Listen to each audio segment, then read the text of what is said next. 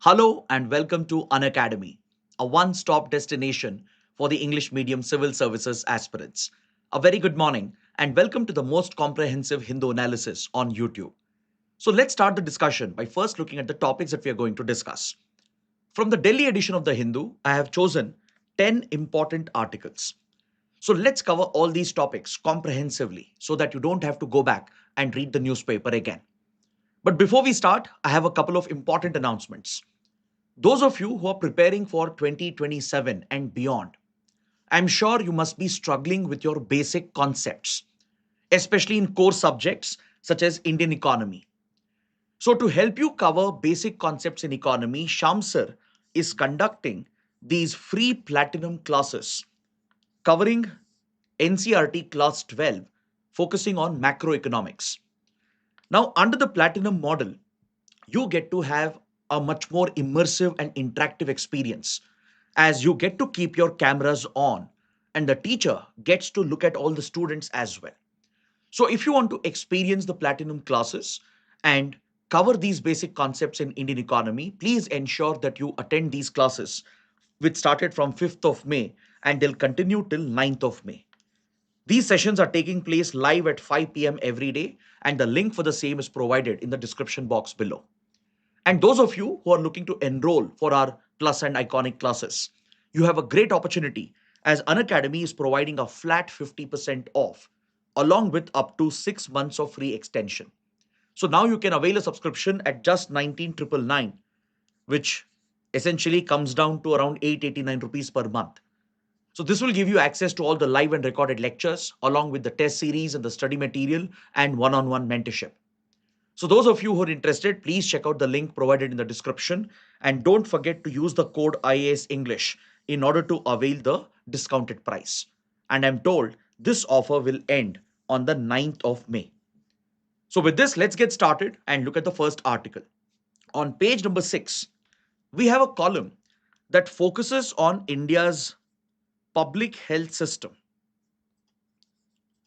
It will help us understand some of the deficiencies which are present in our public health system. See, recently, the government was asked a question in the parliament as to how many new medical colleges are being set up, as to how India is trying to fill the medical vacancies when it comes to MBBS doctors and with regard to specialist doctors.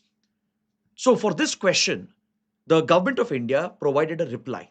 The Minister of State, Anupriya Patel, in the Ministry of Health and Family Welfare, replied that 43 new medical colleges have been established with close to 11,600 MBBS seats and close to 9,000 postgraduate seats being approved in the 2025-2026 academic year. So this essentially gives a picture that by increasing the number of medical colleges, by investing more on new medical colleges, and by creating more seats for MBBS doctors and specialists, somehow we can automatically fill the vacancies in our public health system. That is the underlying assumption here. Now, when you go to rural parts of India, remote hilly regions or tribal areas of the country, you will notice that at the primary health centers and community health centers, we do not have sufficient doctors. So, this affects access to public health care for the poor people and remote unconnected regions. So, the writer is of the opinion that you cannot solve this problem by blindly opening new colleges and by increasing the seats for MBBS candidates and for specialist studies, for postgraduate studies. Now, when you look deeper into this data that was shared by the Minister of State, amongst these 43 new medical colleges, hardly around 8 of them are under state governments. Just around 8 of them will be government medical colleges. Rest, some of them are under the employee state insurance sector, and majority of them, close to 27 of these new colleges, they're all in the private sector. Now, I'm sure you must be aware, doctors who graduate from private medical colleges, they will have no compulsion to go and serve in remote rural areas. They don't sign any legal bond, or there is no compulsion on their part which forces them or pushes them to go out in the remote areas and provide medical service. This is largely limited to government medical colleges where the graduates, the MBBS graduates, have a binding commitment to serve in remote rural areas. And this also is specific to only some states. So, just by setting up more medical colleges, by increasing the number of medical seats available in the country, you can't solve the basic problems that are hampering health and access to public health in the remote rural areas of the country. So, to understand this further, we need to look at the extent of vacancies that are present. Now, I'm sure you must be aware that we have 18 All India Institute of Medical Sciences, which are supposed to be elite medical institutions in the country. Amongst these 18, 11 of these AIMS institutions, they report a 40% vacancy in teaching and staff positions, meaning they're not adequately staffed. They don't have adequate teachers and professors. So, what purpose will it serve by establishing more and more medical colleges, by increasing the capital expenditure and spending more money to set up more medical institutions, when the desired outcomes are not being achieved? Amongst the aims, which are supposed to be the elite when it comes to medical education in the country, you have a 40% vacancy in 11 of these aims in teaching and staff positions. So, this again paints a picture about the status of medical education in the country. Now, this is where I want you to understand two very important concepts. I want you to learn about a primary health center, a PHC, and community health center, CHC. What is the role of primary health centers and community health centers in our public healthcare system? That will help you understand the gap that we have when it comes to the inadequacy of doctors and specialists in these centers. A primary health center is essentially the first point of contact. These are government run health facilities set up at the village level and ward level. They are established both in rural areas and as well as in the urban areas. So usually these primary health centers, they are set up for a population of roughly 20 to 30,000. Roughly for a population of every 20 to 30,000 people, there's supposed to be a primary health center both in rural and urban areas. These primary health centers are manned by doctors with a MBBS degree. They will not have any specialists as such because this is a primary health facility where people immediately rush when they develop some condition. So, this is the first point of contact with the public health system where initial diagnosis has to be done or basic treatment has to be provided. So, complex surgeries or diagnosis is not done at these facilities. So, this is essentially a basic facility at the grassroots level, providing that last mile connectivity. So, along with the MBBS doctor, the staff members in a PHC would include nurses, paramedical staff, pharmacists, who will assist the MBBS doctor in delivering these basic health services. So, this forms the backbone of our public health system. Now, another supplementary institution is the community health center. What is a community health center? A community health center is often set up for a population of roughly 80,000 to 1.2 lakhs. In some cases, it can even be set up for a larger population of 1.6 to 2 lakh population. So, a community health center acts as the first point of reference. When a primary health center cannot handle that particular case, when secondary care becomes necessary, when more advanced diagnosis is required, when a surgery is necessary, where a operation theater is required, x-ray equipment is necessary, specialist doctor's intervention would be necessary, then primary health center would refer the patient to secondary care centers, which are your community health centers. They are often set up at the taluk level, right below your district level hospitals. Now, in remote areas, in unconnected areas, in hilly tribal regions, the patients cannot reach the district hospitals on time. That increases the burden on the patients as well. So they go to primary health centers for initial reference and diagnosis. But when the cases cannot be handled, when secondary care is required, they get referred to community health centers. Now, in a community health center, there will be a minimum 30-bed hospital with some advanced equipment. There will be a operation theater, X-ray machines would be available, and few other diagnostic tools would be available. More importantly, 5 specialist doctors must be available at community health centers. There must be a general physician. There must be one surgeon at least, one gynecologist, one pediatrician, one anesthetist. These 5 specialist doctors, they must be available at the community health centers. It is meant to act as a secondary healthcare facility where slightly complex conditions, including surgeries, can be carried out. So this will act as a bridge between your primary health facility and district level hospitals. But however, when you look at the vacancies with regard to the specialist doctors at community health centers, the gap is alarming. India has a vacancy rate of 79.9%. There are easily more than 700 plus community health centers in the country, and the total requirement of specialist doctors is around 21,000. But we barely have 4,400 specialist doctors, meaning there is a vacancy of roughly 17,000 specialist doctors, as a result of which these community health centers are not able to function properly. So, what is the point of setting up new medical colleges, opening more medical seats, creating more vacancies for education, whereas these critical health facilities are undermanned?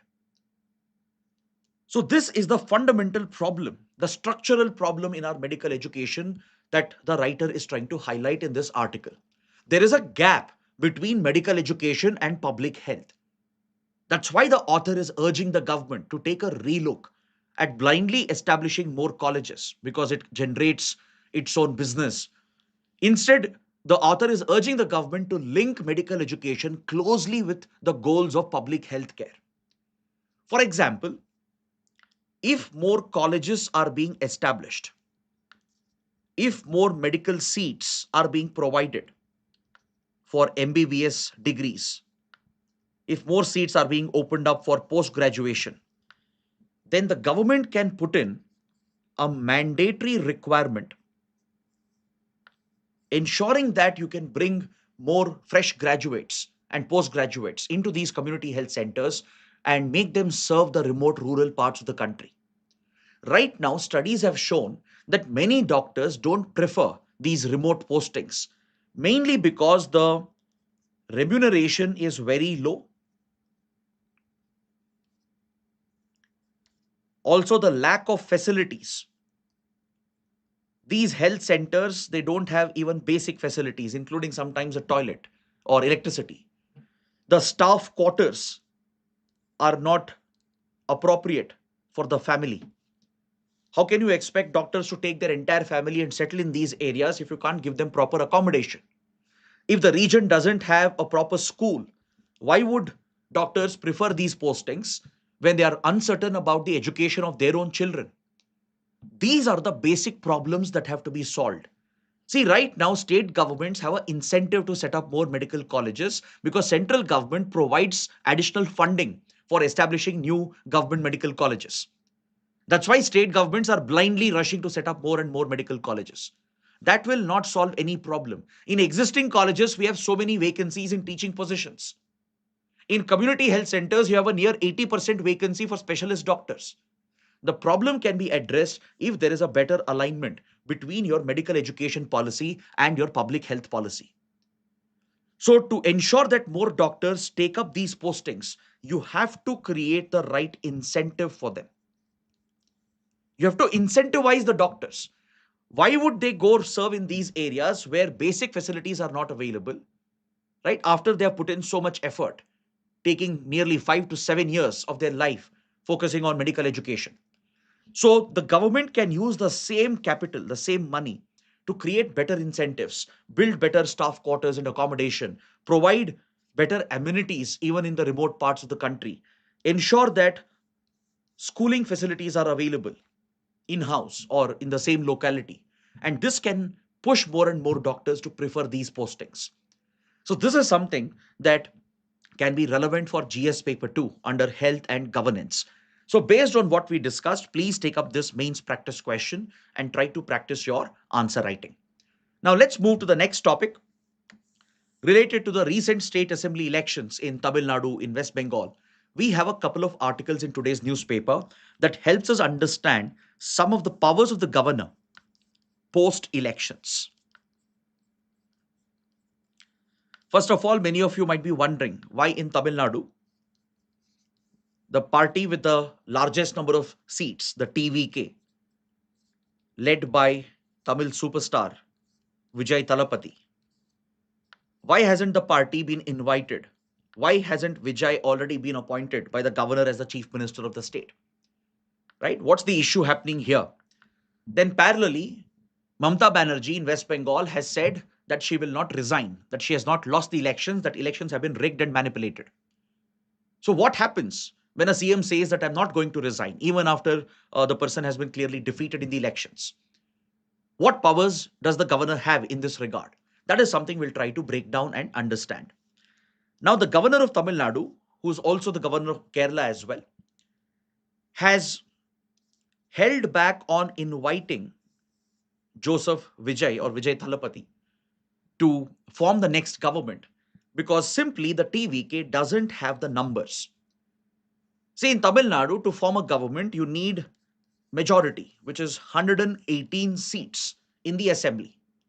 Right now, the TVK has secured 108 seats, which is just short of the majority that's required.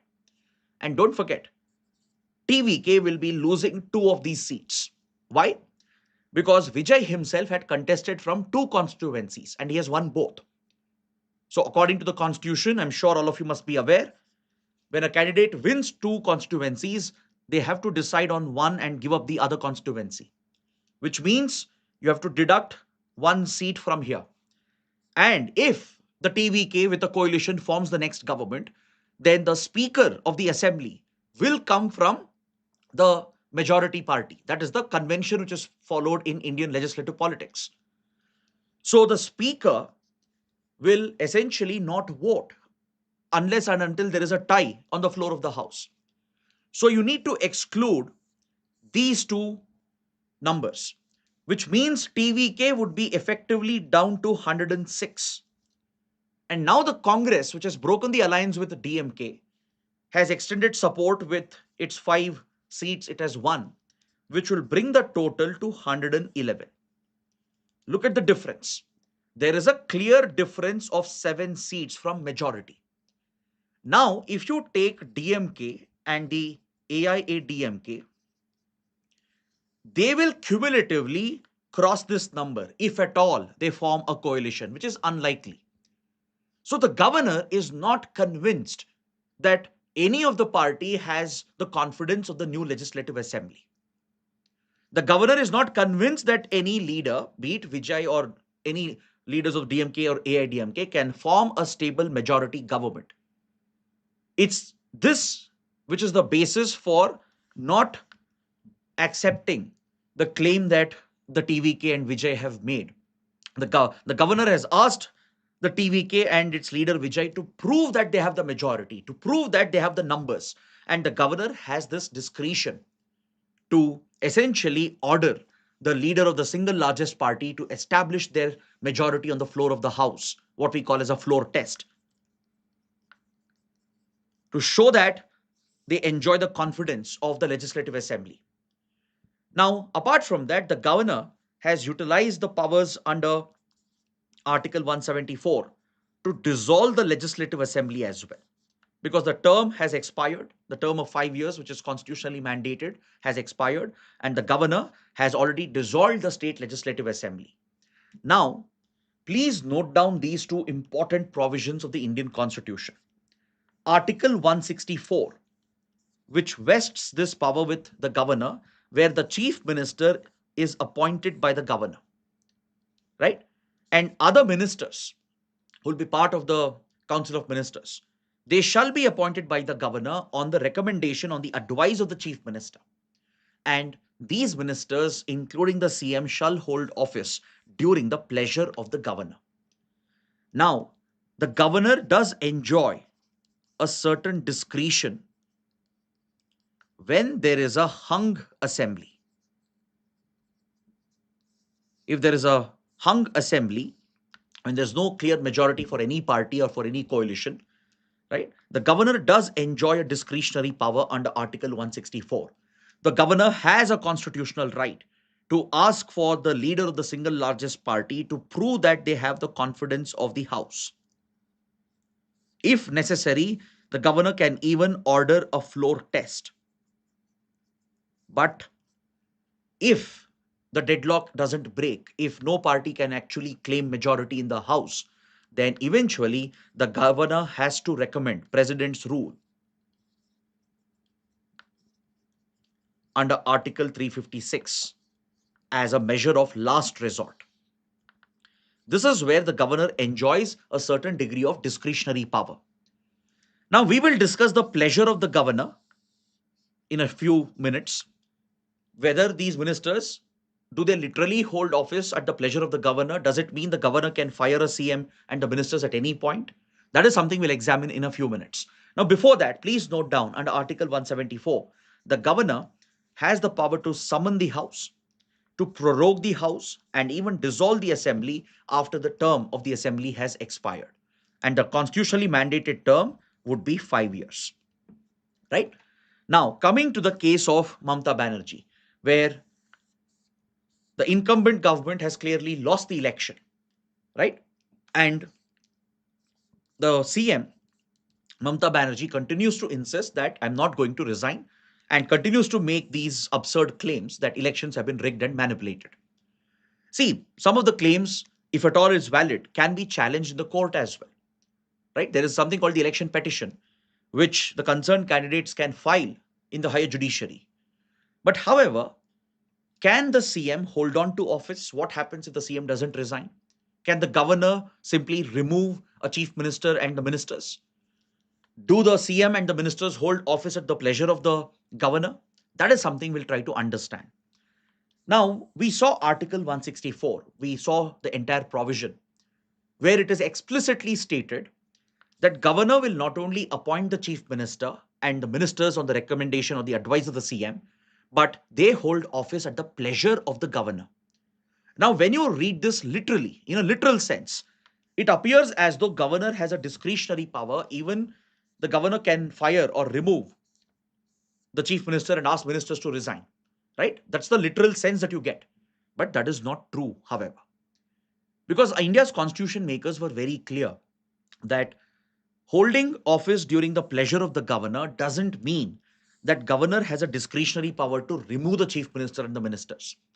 This matter was raised in the Constituent Assembly debates as well, especially by Muhammad Ismail Khan, one of the key members of the Constituent Assembly.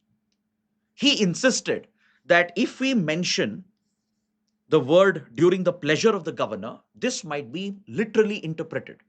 And governors, who are essentially representatives of the center heading the state executive, might misuse the power to topple state governments.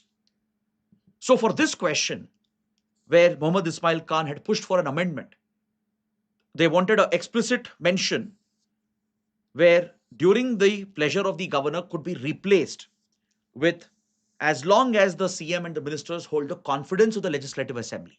They wanted this to be added explicitly in Article 164, which back then was Article 144. So to this question raised by Muhammad Ismail Khan and other members of Constituent Assembly, Dr. B.R. Ambedkar, the chairman of the drafting committee, replied that when we say that CM and ministers hold office during the pleasure of the governor, it doesn't mean in a literal sense. It's not the literal meaning of it. Because the setup of Indian federal polity makes it very, very clear that the governor has very limited discretionary powers. This essentially means that the government at the state level will remain in power as long as they enjoy the confidence of the House, confidence of the Legislative Assembly. So if a party having majority is in power, no governor can remove them or topple that government. This has been made clear by various Supreme Court judgments and rulings as well. Then why didn't constitution makers replace this word? Why bring this confusion and ambiguity? According to Dr. B.R. Ambedkar, who addressed this question, he said, in any other constitution that we have referred to, there is no explicit mention of this, especially where parliamentary systems are followed. In other similar constitutions from where we have drawn inspiration, right, there is no explicit mention that at the state level, the confidence of the assembly matters.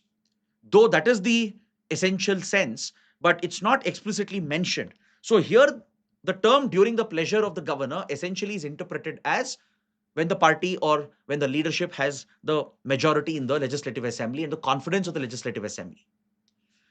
In the AG Perarivalan case in 2022, the Supreme Court has made it very clear that governor is essentially a shorthand expression for state government, meaning he's just the head of the state executive, right, with very limited discretionary powers, which arises especially during a hung assembly. But otherwise, if the chief minister has the confidence of the assembly, if the CM has the backing of the majority party in the house, then no governor can remove them. And ordinarily, governor's powers essentially flows from the aid and advice of the Council of Ministers. This is something that even the Supreme Court has clarified multiple times. So it doesn't mean that the governor can remove any chief minister just because Article 164 says that they hold office during the pleasure of the governor, right?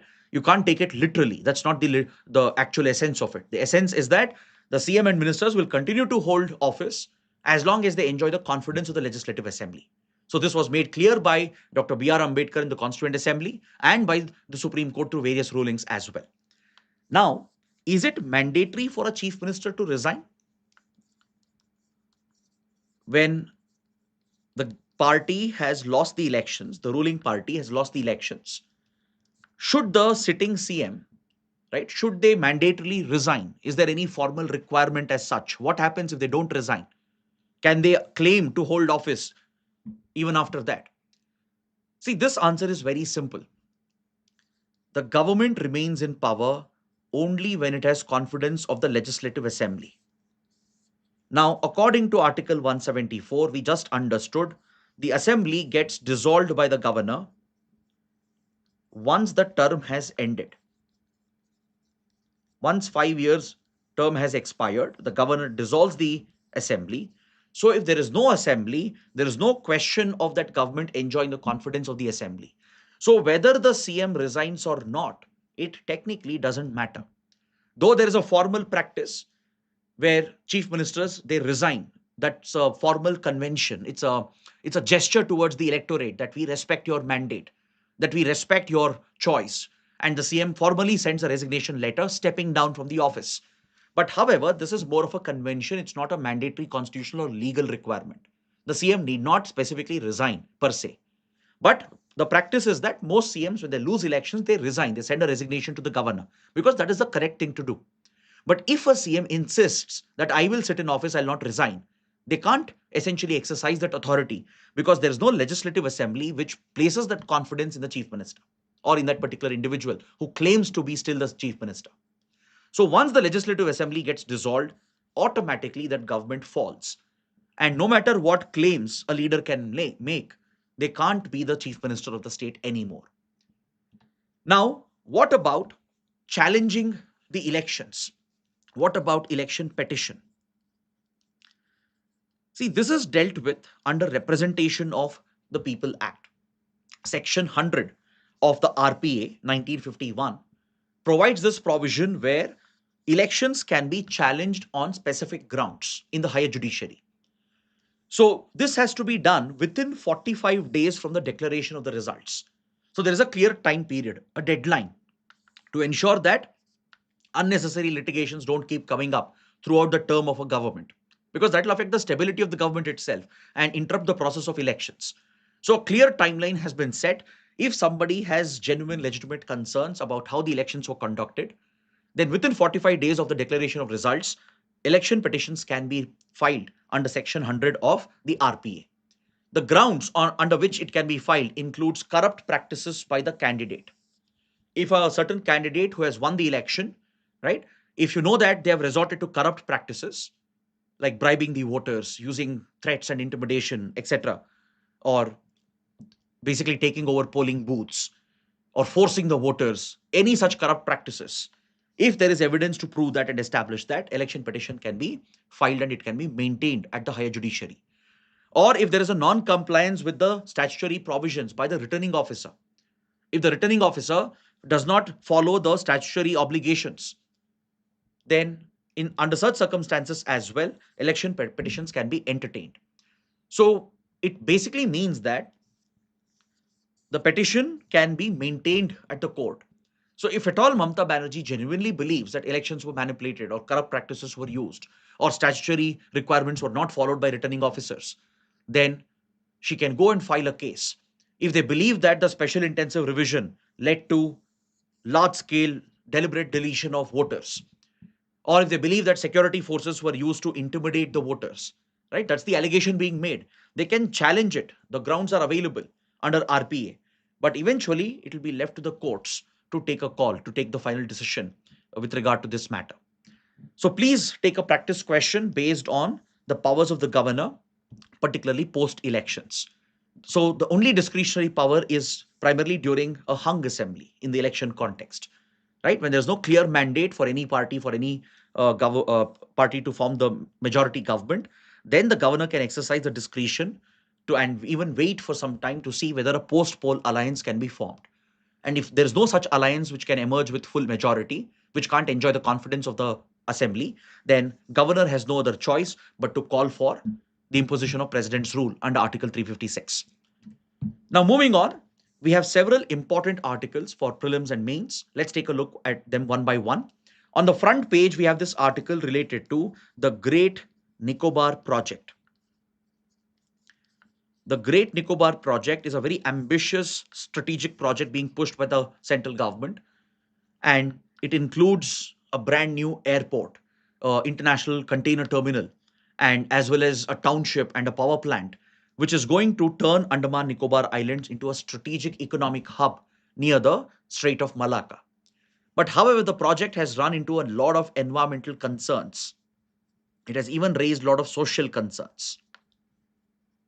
The location of the project, particularly near Campbell Bay and the Galathea Bay, has raised concerns about the well-being of the wild biodiversity and the species present here, including the leatherback turtles and the unique biodiversity and the bird species which are found in these forests. The project has raised concerns about large-scale deforestation, right? But the government has said all the environment impact assessment has been done and clearances have been obtained.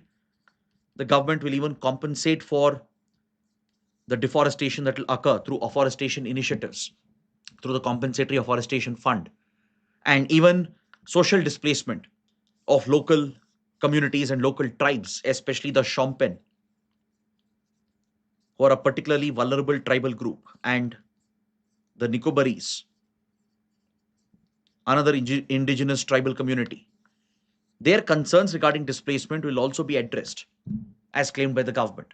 But however, in a recent case filed at the Calcutta High Court, it has emerged that the Gram Sabhas, where the approvals were taken, the consent was obtained by the administration for the project, as per the provisions of Forest Rights Act 2006. It has now come to light that they did not have the minimum quorum. The Gram Sabhas, which granted their consent for the project, they did not have the minimum quorum that is required as per the rules and provisions of Forest Rights Act. So you need to understand this in slight detail. See, the Forest Rights Act was a transformative piece of legislation when it comes to the rights of forest dwelling tribal communities and indigenous tribal communities. The Forest Rights Act recognizes the title rights, the land rights, and the community conservation and ownership rights of the local indigenous tribes, and also accords them the livelihood rights to collect minor forest produce. So essentially, it recognizes the rights of tribals with regard to their relationship with forests, from dwelling rights to community conservation rights to livelihood rights, including the collection of minor forest produce. Now, if at all any public project has to be taken up in such forested areas that belong to the tribal communities, if that land has to be diverted for non-forest purposes, then as per the rules notified by the central government under the Forest Rights Act, the local Gram Sabhas, they have to provide their consent for the diversion of forest land. And according to the rules, there has to be a quorum of 50% of the adult population of that Gram Sabha. What is quorum? Quorum is basically the minimum attendance that's necessary, right? So the quorum, as per the prescribed rules, is that 50% of the adult population of the Gram Sabha should be present when the voting takes place. The administration should give prior notice as well. They can't simply call for the voting at the last minute. They should give prior notice to the local communities, brief them about the project, give them enough time, and then ensure that when the voting takes place, at least 50% of the adult population, as per the latest census, should be present. That's the minimum quorum required. And there's another condition here. There's an added condition. One third of the people present during the vote must be women. Out of the total people in that local village at the Gram Sabha level, one third of them should be women and 50% of the adult population should be represented. But now the filings at Calcutta High Court shows that notice was issued just one day before. Though the administration is defending this, saying the time was more than enough and sufficient, it appears that the vote at Gram Sabhas was rushed, pushed by the administration at the last minute. And more importantly, many of the Gram Sabhas did not have the required quorum that's mandated under the rules of the Forest Rights Act. In some of the Gram Sabhas, the adult population present was just 2%. In some Gram Sabhas, it was just 11%. It was just 14% in some of the Gram Sabhas, which is way below the actual quorum mandated by the Forest Rights Act. When you look at census data for, let's say, Campbell Bay or Lakshmi Nagar, right, for these Gram Sabhas, they have a population somewhere in the range of few hundreds to few thousands. But the actual number of people who turned up for voting was barely in the 300 to 400 range, which means hardly around 11 to 12% of the population was involved in granting consent for diverting forest land for non-forest purposes. This in itself is a violation of the Forest Rights Act and the statutory rights accorded to the tribal communities. So this is the matter which is now being examined by the Calcutta High Court. Next, Donald Trump has again chickened out. The taco effect has been seen again. Just a couple of days ago on Monday, Trump announced Project Freedom. Please make a note. This can even be asked in prelims. What is Project Freedom? Project Freedom was a US naval mission to basically help ships to cross the Hormuz Strait, to essentially bypass the Iranian blockade under the protection of the American Navy. See, right now at Hormuz, we have a double blockade, one by Iran, one by the US.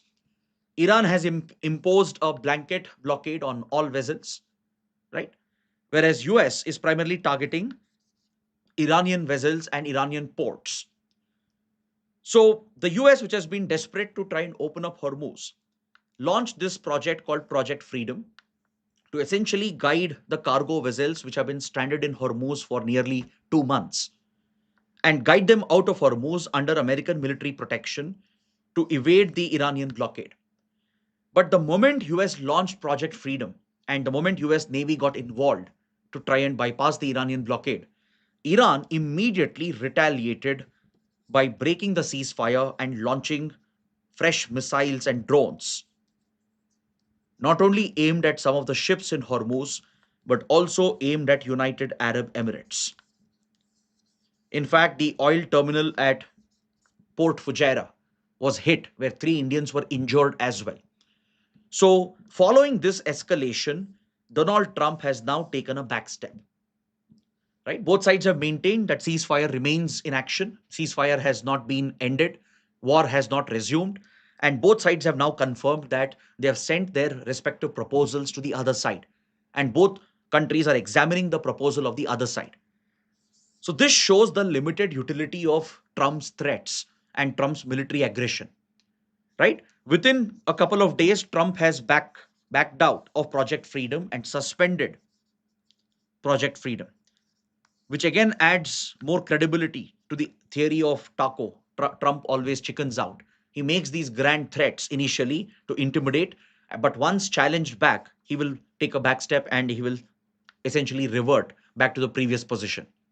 So, this again highlights the current stalemate in the Iran war, but both sides are now confident that they will arrive at a peace deal because Trump has said that the war will end if Iran agrees to the deal.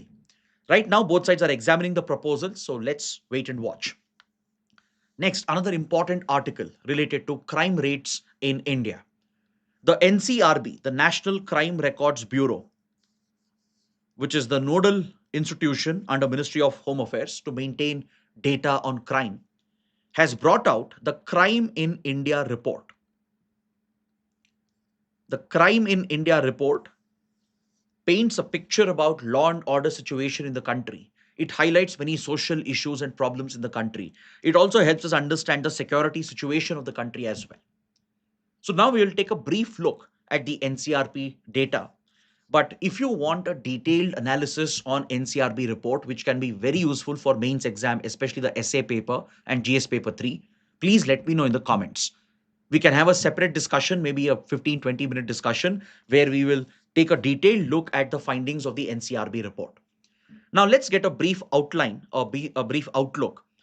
According to the Crime in India report, the number of cognizable offenses that were registered, it has gone down, indicating a drop in crime rate by 6%.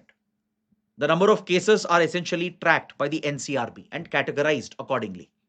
So overall, cognizable offences are taken into account, filed under the Bharatiya Nyaya Sanhita or Unlawful Activities Prevention Act, etc. And overall, the number of such criminal cases have dropped by 6%. But what is concerning is the rise in cyber crimes by 17%. Majority of cybercrime cases registered were related to cyber fraud, followed by sexual exploitation online, followed by extortion. This highlights the growing menace of cybercrimes. Cybercrimes are not only aimed at stealing your money and your data, it is even aimed at sexual exploitation of the victims and extorting money out of the victims. From digital arrests to honey traps or romance scams, they have become very common and prevalent. And it highlights the rising threat in the cyberspace for India. The second big concern is the drug related deaths, which are rising in the country. Drug overdose deaths have seen a 50% jump compared to previous year. See, drug overdose deaths are an indicator of rising drug addiction, particularly amongst the youth. And what is shocking is that state of Tamil Nadu is at the top of drug overdose deaths. Next, we have Punjab, Madhya Pradesh, Rajasthan, and Mizoram, highlighting the menace of the drug problem across Indian states. Right from Northeast India to Punjab, they have always been seen as severely affected by drug trafficking and drug addiction. And now Tamil Nadu has topped the number of drug overdose deaths, even overtaking Punjab. So that is another concerning finding. Next, if you look at suicides in the country, close to 1,70,000 suicides were reported in 2024 period. But what is really worrying and disturbing is that majority of the suicides are amongst the poor people, daily wage earners, farmers. So you find a significantly higher suicide rate amongst daily wage laborers. And if you combine this with the farmer suicides from the agrarian sector, it highlights the economic distress which is pushing lakhs of Indians to commit suicide, right? And if you look at the proportion of men and women, more number of men are committing suicides. That again is an indicator of the stereotypes that exist in the society, right? It also highlights the patriarchal nature of the society, which means the mental health of men is not prioritized enough. So, all these important insights and findings can be drawn out from the report of NCRB. That's why I said it's a very crucial report to understand law and order, to understand the security situation, to understand social issues in the country. Now, for example, if you look at the cases related to SC/ST community under Prevention of Atrocities Act, we have seen a significant decline in cases related to Prevention of Atrocities Act, which means the SC/ST community is relatively better off, relatively in comparison, as the number of cases of violence and atrocities against SCs and STs have gone down quite significantly. So that gives you a social picture as well. It helps in policy making. So if you want a slightly detailed video on NCRB report, please let me know in the comments. If there is enough support, I will probably do a 10-15 minute detailed video where we take a clear look at all the insights through infographics so that you can directly use this and replicate this in your mains examination. Next, moving on, India is all set to host the first ever inaugural summit of the International Big Cat Alliance. See, International Big Cat Alliance is a India-led initiative conceptualized by India, launched by India in 2023. It is seen as a pet project of Prime Minister Modi. The idea is to bring together the countries which host a big cat population. Countries which host the big cats, including the lion, tiger, leopard, cheetah, snow leopard, the jaguar, and the puma. These are considered to be the big cats spread across multiple continents and multiple countries. So the range countries which host a native population of these big cat species, they are being brought together under this India-led initiative. It's an initiative conceptualized by India, launched by India, led by India. And right now, 24 member countries have joined the initiative. I'll show you the member countries as well. You have to remember this for your prelims. 24 member countries have already joined the initiative. There are 3 observer countries as well. And several other range countries are also very eager to participate. So in the first week of June, from 1st to 3rd June, India will be hosting the inaugural International Big Cat Alliance Summit, where the Delhi Declaration is likely to be adopted. The Delhi Declaration will focus on conservation measures to protect the species, protect their habitats, how the prey base can be conserved, how hunting and poaching can be tackled, how wildlife trafficking can be tackled. All these concerns and issues will be addressed, and 95 countries in total are expected to participate. Clear? Now, please make a note of the 24 members of International Big Cat Alliance. These are the 24 countries which have officially joined the International Big Cat Alliance led by India. It has countries from Africa, from across Asia, including West and Central Asia and other parts of the continent. You also have countries from South America as well, right? Major powers like Russia are also part of it, including many of our neighbors, including Bhutan and the others. So kindly go through the member countries and please remember the number of members in the International Big Cat Alliance. Next, the Ministry of Education is pushing a major reform in school governance. This is another big development, very important for the mains exam. What is this reform being pushed by the Ministry of Education? It has recently notified the decentralization of school governance in the country. This is in line with the National Education Policy of 2020. As per NEP guidelines, the Ministry of Education has notified a new set of rules to decentralize school governance, which are now going to be managed by local committees known as the School Management Committee. Clear? As of now, schools were managed by the SDMCs, or the School Management Development Committees, which did not have adequate representation for parents, for teachers, and they didn't have much of financial powers and administrative powers. Now, this is all set to change with the establishment of school management committees. The government has clearly prescribed the composition as well. 75% of the members of the school management committee would be parents or guardians of the students in that particular school. 75% of the seats would be made available to the parents of the students or the guardians of the students. Remaining 25% of the seats would be available for elected officials from local bodies,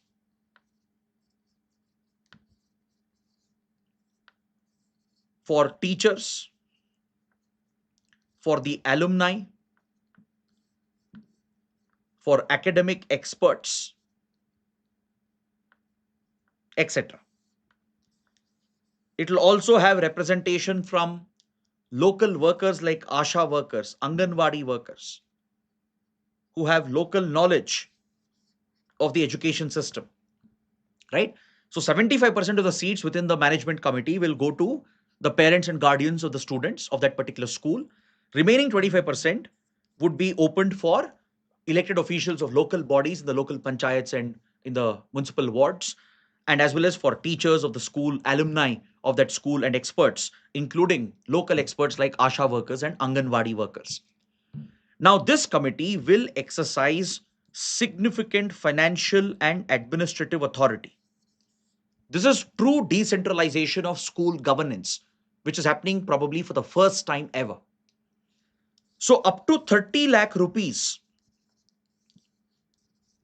can be spent by the school management committee to improve the infrastructure of the school, the facilities of the school, without requiring any approvals and permissions from state government and higher authorities. The school management committee can decide up to expenses of 30 lakh rupees in an academic year. This significant financial power can help improve school infrastructure and facilities. It can improve learning outcomes. The committee will be responsible to focus on out of school children, to identify why children have dropped out and bring them back into mainstream education. And since it involves local participants, they will be connected with all the families as well. They will know which students have dropped out, what happened with their family. They can go and help those families, convince them to bring the children back into the schooling system. They can ensure that basic facilities like textbooks, uniform, toilets, water is made available, which can help improve school enrollment and attendance rates, which can drive better outcomes in education. So, this is going to be one of the biggest reforms, a very silent reform that can have a real impact on the ground, as these local school management committees can exercise financial administrative autonomy and drive decision making that can bring better learning outcomes and education outcomes. These committees will also have representation for the disadvantaged communities, SCs, STs, OBCs, and children who have special needs, right? They will get special representation in the school management committees so that their needs are taken care of. So this provides for social inclusion as well. Coming to the next article, the Russian share in Indian oil imports has again increased. Now, this is another key development because see, from 2022 to 2024, Russia emerged as India's leading oil supplier. As Russia invaded Ukraine and Western sanctions were levied on Russia, it started selling discounted oil to India. India became one of the largest buyers of Russian oil. In fact, in 2024, Russian oil accounted for nearly 36 to 38% of our total oil imports. But following the election of Donald Trump, as US policies started changing, India came under the pressure of the Trump administration, and India started basically reducing the procurement of Russian oil. So from end of 2024 and throughout the last year, you can see a significant reduction in India's procurement of Russian oil. Though India maintains that this is not done under American pressure, that India maintains its autonomous policy and it still decides independently on its own with regard to its energy security, where to buy oil from, how to procure oil from which countries. India says this is an autonomous sovereign decision. But the impact of Trump's pressure tactics and the uh, tariff threats are very apparent, as US had targeted India with 25% penalty tariffs for buying oil from Russia. So, because of the eventual outcome, India had completely reduced oil procurement from Russia. In January 2026, Russian oil barely accounted for 19% of our total oil imports. And India was looking to take it down even further. But now, after the war began from Feb 28 onwards, and the Gulf oil got stuck at Hormuz, since then, the Gulf oil supplies have reduced significantly for India, and India had no other choice but to go back and buy Russian oil again. So the US Treasury Department gave a brief sanctions relief. They lifted sanctions on Russian oil stranded at sea for 30 days. For a 1 month period, countries like India were given a relief where they could buy Russian oil which was already stranded at sea, Russian oil which was stuck on ships across the world. And India has started buying such oil at a very big rate in order to plug the gap created by the blockade of the Hormuz Strait. But the concern here is that now we are paying a premium price compared to the discounted price of before. Previously, Russia was giving a discount of nearly 3.9%, which reduced our import bill.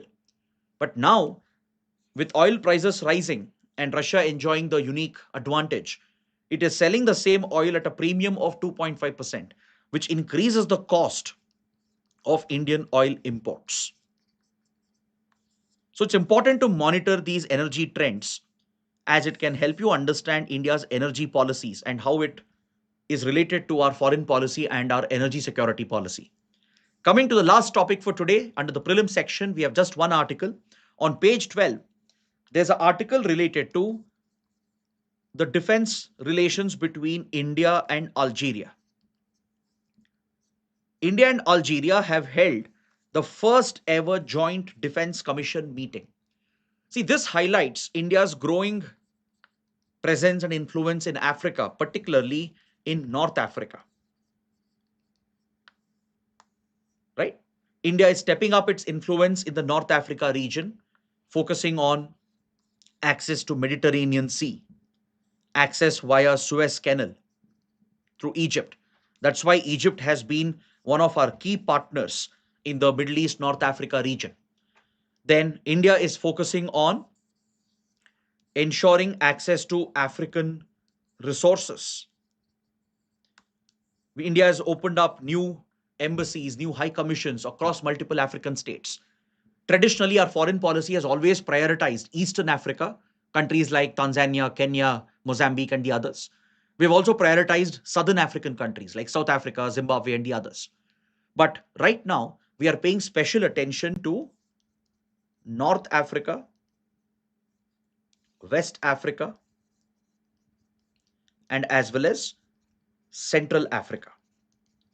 As we scout for critical minerals, as we seek to build better strategic ties to counter Chinese influence as well.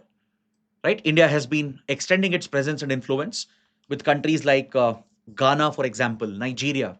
India has stepped up its defense partnership. In fact, India and Nigeria have a very close counter-terrorism cooperation as well that was cemented during recent visit of Prime Minister Modi to Nigeria. Because Nigeria also faces a terror threat from terror groups like Boko Haram.